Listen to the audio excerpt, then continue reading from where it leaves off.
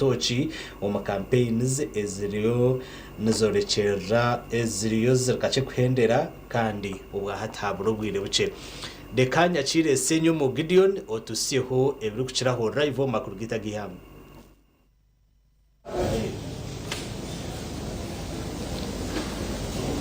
Wamnonge Elias tugusa nko kuwagamba amazina ngago Senyomo Gideon naho murembo rambara amazina wagagamba mujenyi wanyu nyine rizoba no mutano ne Evas Kafureka abenitwe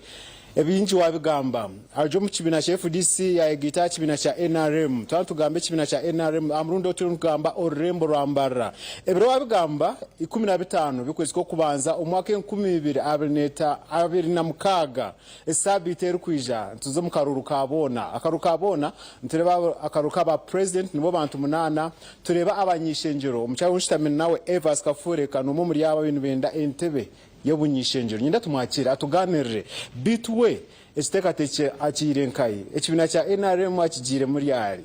omucyawe tugambaho akakore myogetari mwene mna mnungu mchibine ejinempa jimpango omchibina cha FDC akabaho special presidential convoy nani ngamesho ngani wakushuganisa na mnongesho ngeskwatiri n'ekibina cha FDC ombrenje rizoba na niha kwetoro rihanga yabaho interparty women organization chairperson abachara bakugambira na mnonge bikwati n'ibyo butegetsi yabaho political analyst oguno mugambirizi na mnonge atari ko mu byo butegetsi ogu ni nambe mutantura burenjerizo nyinda tumwakira tuganirire obu tuganira turukwirira ikiro kiriya ki15 byo kwezoko Evas Oriroto Sibirota live TV West ancha tuganire na muri wa TV West abare ba TV West nimbaramusya mnonga kandi nimbakurusyo mwaka nebiro bikuru webare host Senyomo Gideon na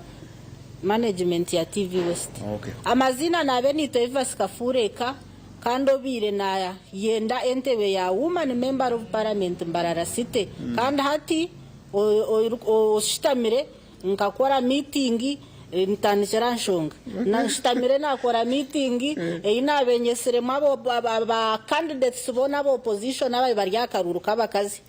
meeting ejo ekaba agenda yaye ryo kugira ngo tuihe mu candidate omwe wo opposition tunyaze furaga beara wa NRM to independent tubabaru of course awaba mwene no muntu akubatine side taine hari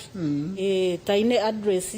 so inyoka imndeba ngwamani garya gati ya furaga beara wa NRM na furaga political parties zine opposition parties zine furaga so me nketa urukikorwa all flag bearers abe bibina bya opposition akaruru kabakazi twashitama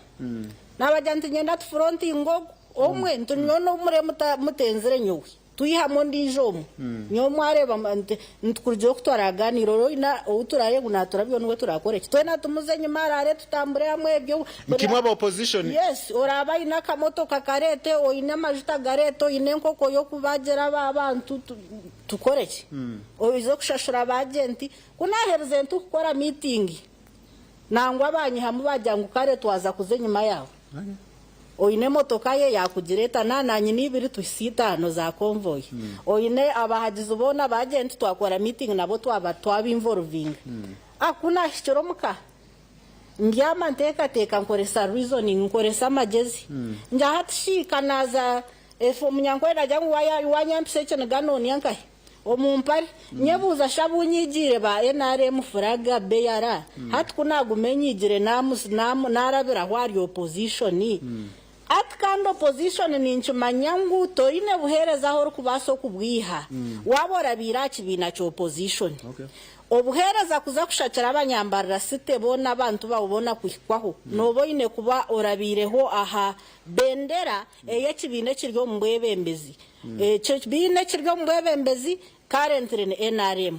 hati nyonkanye ndeba ntatishi nyoka ninkura bonka funa kashara nkigutanyenka kandi abanyambarira bareba antumire botu bari kwe services kutari kujya unanga kuzireta konga because obu services zinwe kibina kira hatu nogendo bueno ombugufo benogira ngo ukorembo rambara structure na munonga twazo mu kibina cya FDC tero twa FDC byone bine byo opposition currently mbar tubiru Museveni fountain of honor witu head of state of Waija presidential candidate wa wanyu urwa NRM karentera mwe na rimwe ubwo ija haboma ko arareye all opposition candidates akaruru kabacyara tukaza aho twamwakira kandi twayikirizana na timu yone ya NRM ngwito twaza kurondera flag bearer wa NRM akaruru Charite Kibaju ni nyenda kumanyisa nyonka analyst political analyst kando sini nyenda kumanyisa buri ari kuwokinga program eje uri kuwokinga gacencuire ga TV West Shahege ngu Charite Kibaju no mukazi wo mugisha oyirehwe bindi ntaka gambere byakozire ntaka gambere capabilities ze ntaka gambera mana gani omuntu ari breast Kadwa sumra omwa TV West amazina nsenyumo Gideon Obotiento enja kwetegurira ebiro 15 byokwezi ko kubanza umwaka 2026 tahari ni sabite ero kwija tyontere kishani na mnonga mukaruru kabona akaru kabona tere wakaru kaba president tureba akaru kabanyishenjero twine Evans Kafureka abe nitwe nagirango ajo mu kibina cya FDC ayigita kibina cya NRM kandi arinja tugambira ebirungi ebyarebere umushano gwarebere umunasa kwebuza akuba tureba abihandiko special presidential envoy wabaho mobilizer wa FDC na dara online ya Nandra Mafabi abo Kigezi na Nkole twareba waba political analyst ku maremi yake Giona na mnongo murembo rwambara wabo mucyara enkwata butana munga cyo kumkwadi karuru hatiya amazima ogarebereri yari ogareberijo garebereri yari amazima garungu mbarra site tukatomerante be yabacyara naba barukwese bakingu ciki abakugira ngo ngwenje honarebo Ruita mbarra tagitira ha mapu nko kutwakubentu genda ito mbarra tubentu endemente iningo bwire bwa ba Miriam Matembe engambejo entensejo obwire bwa win byanyuma hatu Ruita kazo mu parliament nakacha kundwaniriro ho bugabe bw'abacyara nyontari member wa parliament Ruita takakoziri obugabe bw'abana tabikoziri abine bendera no barabikore obugabe bw'abashija tabikoziri oyine bendera echakarura kuzakasinjira number 1 iwo biro tuyiro muntebe wabo takozirebye byobosheme kukora na advantage mpango yora akwizeho kukusinga bwo kuba abantu nubambenda barebe ogukata tuyambere mbwene hati twatahe mpinduka tukanawo gutukamugezesa tukareba ki kandi utuyine kugezesa no ine bendera ya NRM kandi ninyenda kumanyisa burariyo nandeba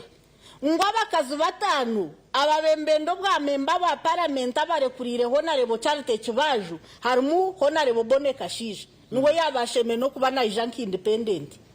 ogwe are kurire Kibaju akarekura staka je na nomination mukabicika hamwe yayeta Kibaju yagira tunomanya anyoti nchikoraki obururu bwanje bona nabahagize kwata ya honarebo Vanessa nawe yayeta honarebo Kibaju atananye tinkugaruka abo nubo babe basheme banu bijanki independent nubo babe bino buhagizo mu primaries atabo tubaragire na nominations ato mukazi kuyabashiryaho ari breast bar bamure kurira bahagize abaye naremo abandi hijito abo opposition babiri twaye gitaru baru bashata baye naremo bururu bona twabwita mwenu Kibaju karentere ari mu bamemba ba parliament abo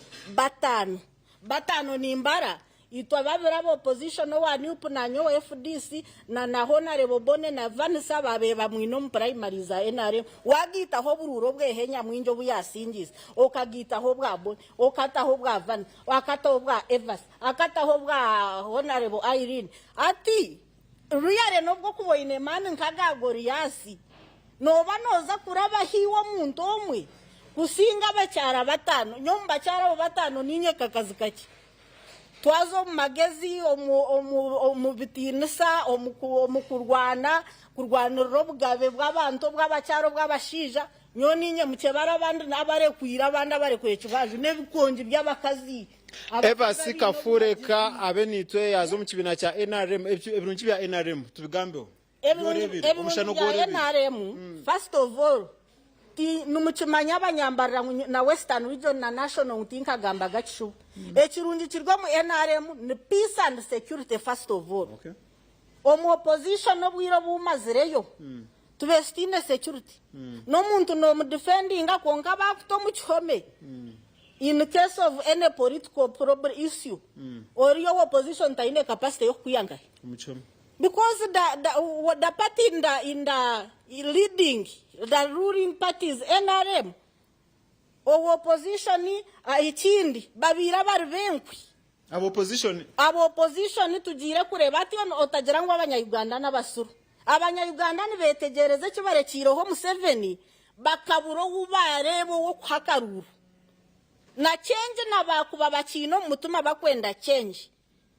Bakubire barachikozere konka hati bakaherezo owo kaha kakora ki uri kusinga Museveni kindi kumanzi bakarondo muntu akusinga Museveni enkora amagezi obuntu yabura nyonkanyo tuyiro mu opposition tine kimbe ntakozera ha NRM ninga president kana benta karebaga nayohoreza barandere ninga baranyite ninga baranjume mwena hatu president ngogwe no muya kubanyo nandi nyowo kanjuma ndu president okaza TV okanjuma nkabireba nyoni nchera ngo horiza mayo kubo bushoborozi mbambwine no bakwata bakutere mboko bakurambike nkama embegende konka president Museveni takachiko nabaza ho nabatinde mugasho nabayi no mugasho bona bazoba mujuma konka hambo leader like Museveni ngambiro tino warasa moninja ati wonjumiri Omru wa TV West na mnonga wasa kutegitaho ejesha turi mugiye hangwe twine Evans Kafureka abenitwe ajo mukibira cya FDC abena indente bebunyishenjero yajangu ya Kirugam ecyandiko nk'ekibina kuba hariho ekibuzi kigirango Electoral Commission nk'ekibina cya FDC nupu mwabahandikiye kugira ngo timuriyo ninga mu resign nje na tumucyenda kwesimba akuba ikitakabaho 2015 tukabashanga ballot paper ninyenda kumansabura riyo nawo kinga omuntu weno rugero mu Karuru akozero sensitization eri kumanyisa abantu ngo arigirengaye ati wo muntu na wamushanga akako ariho kushanga ballot zabire printed akuba ijo mbere nyine abwambara city mbe nyine Violet aturira ogunwa kurebye kuteza Karuna girango ubonke Electoral Commission mu ngambara city ballot papers ni bamanyangu mwena mu Kiroho that means imwe muri mugamba ekitekateko cha konka bonke Electoral Commission ni bamanyangu mu that means yonja kumuza abantu in case bakushanga there is sensitization burarigero mu Karuru country wide akozere sensitization kejendi yo ninkora so wahura Ivas nagerati aba candidates batano barigero mu Karuru barekurira NRM flag bearer nabagamba amazina bona iwo cyubashanga baroto kaza ho kacebera ruyare niwo no wagira mu problem ningashi no wakigendera ko invalid what invalid vote then nakugera again Akaruru kabacyara analysis akarura ku otima nonchezaga mama mazina utakaga amazina akarura ko muntu ayesimbira hari kibajo utwakube wabantu babembagira ngo yanda nko kumwesimba ho kari to kugira ngo abano opposed ngo akatfaga siteka yogo na yabura kusinga konka katfaga koraki ogwe hata hasisira Karuru percent akajihanura hebe kinche yaba ina kajimarraho cyumu aresera Karuru kenganda ya leta Karuru kedini anshongejo mwa Evans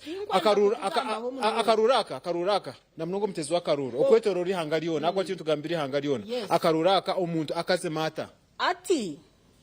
tukarebe byabire Rwanda twarebe byabire Kongo twarebe byabire Tanzania abantu bakayiruka bwe enganda hati tindaga mbe Ruganda rwo muntu wena konka woman MP current asisira Karuru akuyakubayine okache abantu ababayi n'abakiruku majya bayine timu ya abaguruse n'abakikuru nabwe majority is the minority population atabo kubahure yazo mu nganda bajya ngwitwa barebero rutaro rwa Nshanju na Mwenda tutukubasa kuyikiruzo muntu weno watandika kurete nganda ne dini so hata nabo bamurugiro tutkwenda kurre kigambo twetwe we are protecting the gains omuntu arikwenda kureta Karuru kenganda ngo tuzo mukuyirukanka ba Kongo ito we are protecting gains ebizimbi byitu business zitu amatungo gitu ebitwakozere hotels zitu tutkwenda ebintu bya Kongo na za Rwanda byabire yo kwiko mu ihanga ryitu so iwari kwenda Karuru kenganda ngo tugaruko mu duka jom senyom baba rahari sasa nobwo kuba iwe ni woryo mu Rwanda pisto jina ingembundu ninga fight baba risa stock sigara cyubuce cyumwe notekwa kusiga wawa kwate cyemye koko no kinagaho omwana wawa hiya baruto kuza kumuya yo kumuhe note buyoma kubar nayiruka hati omuntu arikwenda kututa omuri ebyo omu za genocides nambwene nanakuru nabandi nka fountain of honor ninga nyine nk'obushobozi bwo kumubinga notonero muri imbarira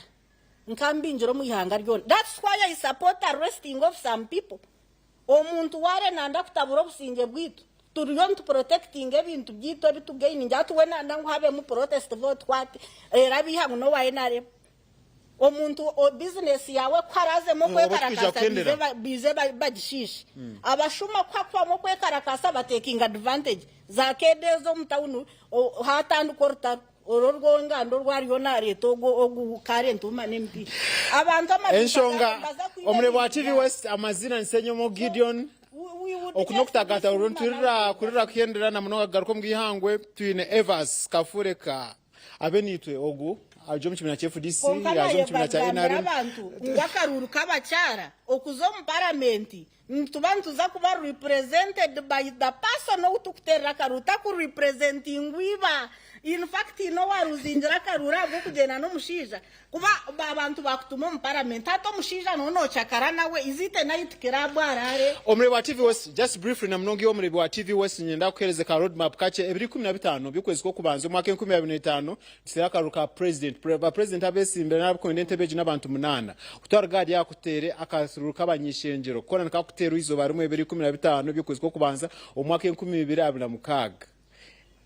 tuwe tuhari then akarura kamana akarakora tone biro 20 hari uburubano banyishenjero naguruke biri 19 abo nokija kutera umwishenjero twina ba special interest groups biro 20 kwezi ko kubanza twina ka district na nobundi nkobo abakire katugaro mu studio Elias Rutugusagumize mna gihangwe chikuwerinda TV West honka bishari yebo no kwano bitunga omugacencyire gonka nasikanse nyumu Gideon aho mu rembo ramba kangara Elias mu studio agumize mna gihangwe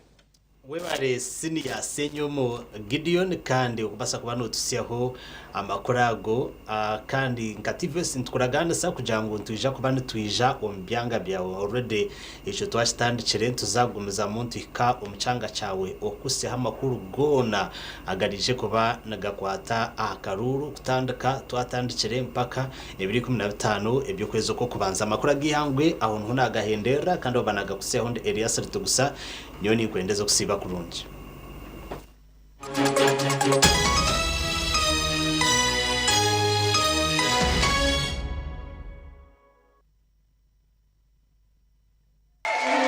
Enjoy your festive season with StarTimes Shared Moment.